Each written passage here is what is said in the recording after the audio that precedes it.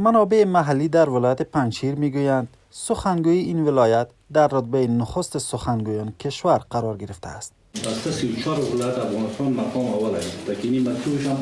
برای ما آمده این است. این است و ما شما کوشش بکنیم که هر کدام ما در وظایف خود مثلا شایسته بهتر کوشش بکنیم که مثل ملکون سازواره و مثل مسئولین ولایت پنجشیر که در بخاطر امنیت مثلا مقام اول گرفتن در کارهای ما مثلا میشه این بسیار یک تشویق و چیز از به سایر دوستان. به گفته این منابع در یک ارزیابی سراسری میان سخنگویان در سطح کشور، سخنگوی مقام ولایت پنجشیر مقام نخست را کسب کرده است. بخش نشریات پنجشیر الحمدلله اول است. ما در لطو صاحب که در بخش وزارت داخله اول شدن که در سطح ولایت به حساب یا کار میکنن، تکلیف میکشن، زمان میکشن. کدام گزارشاتی که دادن میشود باید او دقیق باشد، در موقع وقت داده شود. از هر قریه و ولسوالیایی که کدام گزارشاتی که صورت میگیره یکی صادق باشه، مثلا دقیق باشه و دوم در وقت معینش. او خوشبختانه که ما شما این کار کردیم و در ولایت پنجشیر دیگر مثل سایر ولایت کدام ولایت عایداتی نیست. صرف دیگه ما شما توریست های داخلی و خارجی را داریم، به خاطر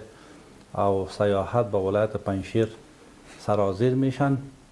چون که ولایت پنجشیر یک نقطه است که ولایتی است که در نظر کل دنیا مثلا این یک خبرساز میکنه، ولو که یک گپ خرد باشه او دشمنا همیشه کوشش میکنن که نقطه‌های منفی ما شما را زیر ذره خود بگیرن و با شیوه های مختلف کوشش دارن که مثلا از طریق همو کسایی که استخدام میکنن بتونن که مثلا یک مجاهد، یک مثلا یک آدم ملکی منطقه را مثلا بتونن که یک اغوا بکنن، از خبرش یک چیز جور بکنن. هدف ما صرف از مسئولینی است که خصوصا اطلاعات فرهنگ باید در زمینه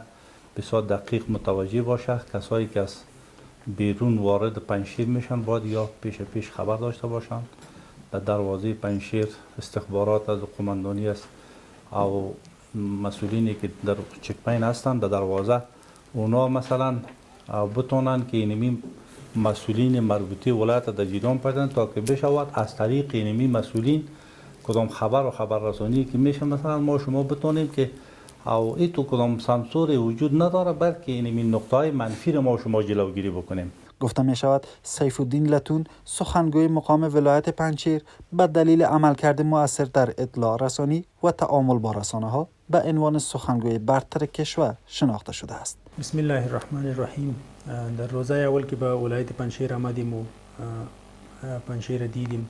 فرصتایی که در پنجشیر موجود بود و دیدیم و رسانه های مغرض و صفحات اجتماعی که از بیرون اکثر تمویل میشه دیدیم که هر روز خبرهای دروغ و خبرهای نادرست نشر میکردن و اذهان مردم هم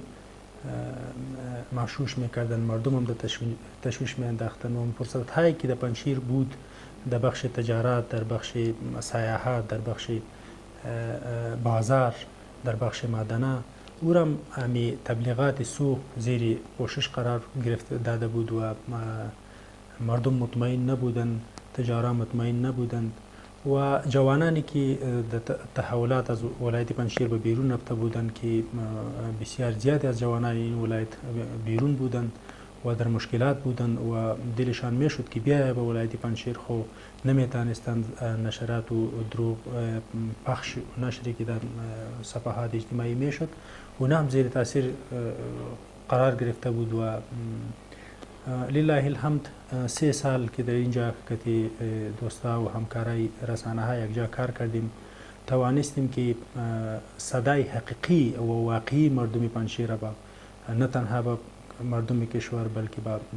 مردم جهان برسانیم. همچنان منابع محلی این موفقیت را نتیجه تلاش های او در بازتاب واقعیت ها و ارتباط با مردم عنوان می کنند. کمیته مسئولیت خبرنگاران وظیفه خود دانسته که در هر شرایط در کنار خبرنگاران باشد و همچنان فضای مسئول و سهولت‌ها را برای خبرنگاران ایجاد کند. پنجشیر از جمله ولایات امن افغانستان است و با تحول جدیدی که نزدیک به 5 سال قبل در افغانستان آمد و پنجشیر هم جزو خاک افغانستان از به اصطلاح در بخش خبر و خبرنگاری و حمایت رسانه ها از این تحول و اصلاح مستفید شده. اکنون در پنجشیر ضمن ادارات و مسئولین محلی ادارات، مقامات محلی نیز به خاطر حمایت خبرنگارا، رشد رسانه ها و متو زمین های کاری را بر رسانه ها و اصطلاح دیجا مساعد کردین.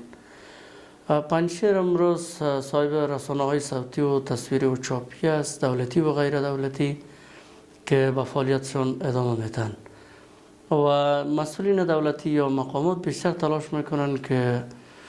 در ارتباط نزدیک با رسانه ها داشته باشند، روابط نیک با رسانه ها داشته باشند